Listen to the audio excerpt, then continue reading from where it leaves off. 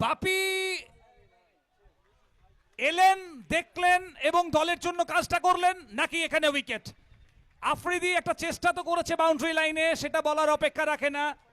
একটা সময় যখন মুখ দিয়ে প্রায় বেরিয়ে এসেছিল ছক্কা হতে চলেছে, ঠিক সে জায়গায় দাঁড়িয়ে লাস্ট প্রয়াস, দুর্দান্ত প্রয়াস। তো কি হবে কনক্লুশন, 6 নাকি উইকেট?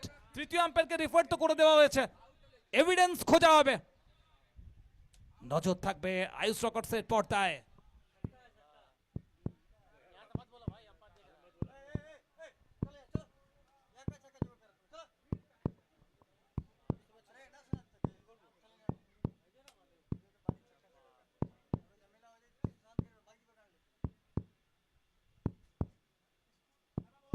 দেবেন অনফিল্ড আম্পায়ার, সেদিকেই নজর রয়েছে।